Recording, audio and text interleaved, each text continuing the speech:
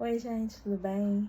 Como eu já tinha falado no vídeo anterior, nós estamos aqui começando, né, um canal com a finalidade de trazer informação, né, sobre transtorno do espectro do autismo, no caso, a trajetória, né, no caso minha e da minha filha, né, até chegar ao diagnóstico, como foi isso, qual foi o significado disso, né, para mim, e principalmente trazer informação, porque eu acredito que muitas pessoas passam por isso e não sabem o que acontece, não têm ideia, não tem nem dimensão de como são as coisas, como eu também não tinha, né? Eu aprendi, né, na dor, e eu espero que as pessoas não precisem passar por um terço, né, do que eu passei e outras famílias passam também.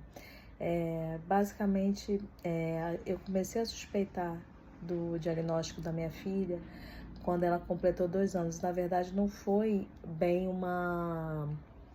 como é que eu vou dizer? Não foi bem uma suspeita, né? Eu sou uma mãe de primeira viagem, uma mãe que nunca planejou ser mãe. Então, a Mora foi festejada, mas o fato é que nunca foi uma coisa, né, como muitas mulheres têm, de seu sonho. Não, nunca tive isso. E também nunca tive jeito com criança. Então, não tinha vivência com criança, não era tia de nenhuma criança, então não tinha a menor noção de como funcionava essas coisas de marco de desenvolvimento. Enfim, eu fui aprendendo conforme eu fui, né, tendo que aprender. E o que aconteceu?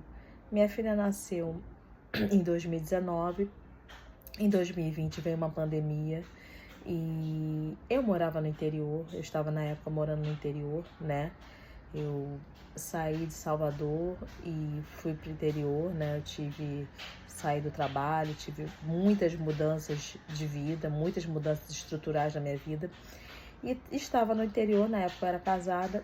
E minha filha, ela foi uma criança de pandemia, eu não convivia com ninguém, era só eu, ela e o meu ex-marido na época, né?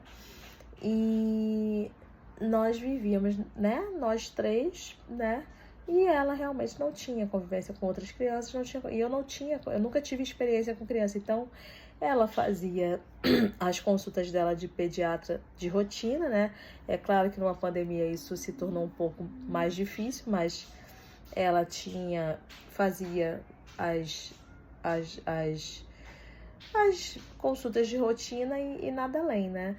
E como ela foi uma criança de pandemia, eu não tive vivência com outras crianças, ao completar 2 anos, né, já estava começando a abrir, né, esse processo de abertura das pessoas estarem transitando, né, já estava podendo viajar, né, os meus sogros, né, na época, né, eles foram para o aniversário de 2 anos dela. E o meu sogro falou assim: olha, tem alguma coisa estranha, porque a gente chama, ela não responde, ela não olha, ela não tá atenta a gente. E eu, imagina, minha filha andou no tempo normal, sentou no tempo, antes do tempo, inclusive. Então eu pensava, não tem nada. Não, enfim, e ela não falava, né? Com 2 anos ela não falava. Sussurrava algumas coisas, mas não falava. E eu não tinha vivência com criança, então eu não achava que fosse alguma coisa assim. Conversando com minha mãe falou: não, você mesma falou depois dos 2 anos. Então, assim, sempre há um processo de negação natural da família, né? Quando há algum atraso no marco de desenvolvimento, vamos dizer assim. E comigo não foi diferente. Meu ex-marido falou: não, vamos para Salvador, vamos procurar auxílio. Fomos numa equipe multiprofissional, que eu confesso que eu não sei quem eram os profissionais que estavam ali envolvidos, mas o fato é que não havia nenhum neuropediatra e nenhum psiquiatra que pudesse fazer a avaliação. Também não sei te dizer se tinha psicólogo. Fomos numa clínica multidisciplinar aqui em Salvador e praticamente fizeram um relatório no qual era certo que minha filha tinha autismo. E eu naturalmente achei que não, que absurdo. Eu tive um processo de negação realmente. E passei por outros pediatras, e os pediatras, como minha filha não tinha traços assim clássicos, né, vamos dizer assim. Não andava na ponta dos pés, não era uma criança em hipótese alguma agitada, uma criança super tranquila, mas de fato havia a questão do atraso da fala, isso aí era incontroverso.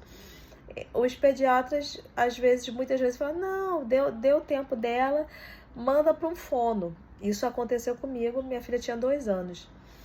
E assim, gente, eu tava na Bahia, né?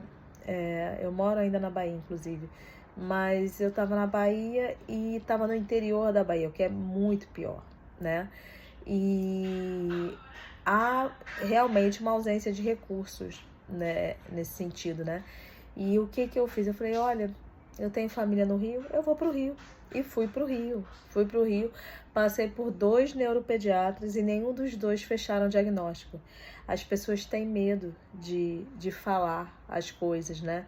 E sobretudo porque era uma criança de pandemia, então ninguém quer errar diagnóstico, né? Só que isso atrasa a vida da família, atrasa a vida da criança. E o que ambos solicitaram? Faça fono e terapia ocupacional. Foram essas as orientações que eu tive inicialmente. Minha filha tinha 2 anos. Assim fiz. Direcionei ela para fono e terapia ocupacional inicialmente no Rio de Janeiro. Ela fez alguns meses lá no Rio e ela teve uma melhora muito significativa com a terapia ocupacional, com a fono, não teve eficácia. Mas aí, o que aconteceu? Meu marido, na época, estava aqui, né, na Bahia. Ele falou, não, vem para Salvador, você fica em Salvador, a gente vai dar um jeito. E eu resolvi, né, me mudar para Salvador, né. Eu morava no interior da Bahia, fiquei um tempo no Rio, né, porque eu tinha família lá, fazendo tratamento da minha filha. E depois eu vim para Salvador. Quando eu cheguei em Salvador, gente, eu já fui direto para uma terapeuta ocupacional e fui buscar fono, ajuda de fono. E, assim, a terapeuta ocupacional, ela não pode dar diagnóstico, mas ela meio que sinalizou, né, que a Mora, né, que minha filha teria autismo. Eu tinha muita resistência mesmo. E eu acho que a maior parte dos pais tem essa resistência. Mas assim, gente, é melhor que a gente saiba desde o início do que a gente fique em ignorância para sempre. E ela começou a fazer fono, começou a fazer terapia ocupacional e indo bem, tudo bem. E optamos, então, levar ela num neuro renomado. E esse neuro foi o primeiro que deu o diagnóstico dela e foi muito contundente, ó, ela tem que fazer aba, né, e tem que fazer fono e TO. Ele foi muito, muito claro, ó, ela precisa fazer essas terapias para se desenvolver. Isso, gente, entre a minha primeira ida, né, aos 2 anos, quando ela foi, né, nessa equipe multidisciplinar, e depois ela tinha 2 anos e 2 meses que eu estava no Rio, que ela foi em 2 neuropediatras e nenhum dos 2 teve coragem de dar diagnóstico, porque eu acho que é uma vaidade, eu não sei qual é o motivo disso. Ainda transcorreu quase 6 meses, mais ou menos. Eu fui ter o diagnóstico da minha filha em 20 de maio de 2022. Eu lembro perfeitamente do dia, eu lembro o quanto eu chorei e lembro que a sensação que eu tive foi que eu tinha morrido naquele dia.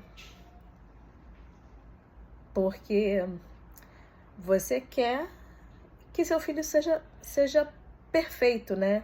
E eu não vou ser assim hipócrita em falar que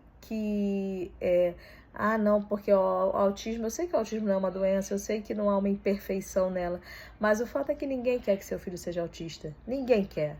E seria mentira se eu falasse que eu queria. Não, eu não queria. Eu amo minha filha incondicionalmente, mas eu não queria. Eu não queria que ela fosse autista. Eu queria que ela falasse no tempo dela normal. Eu queria que, às vezes, eu pudesse sair de casa e ela não tivesse uma birra absurda porque eu não dei um picolé para ela, sendo que eu já tinha dado outro. Eu queria muito que ela não tivesse alguns comportamentos que ela hoje tem E eu entendo que ela tenha, porque ela vai ter uma frustração menor, eu entendo tudo isso.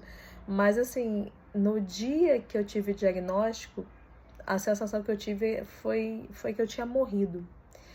E nesse mesmo dia a gente ainda saiu, a gente deu uma volta, enfim, e ela teve um problema seríssimo de saúde. E ela teve uma laringite absurda, teve que usar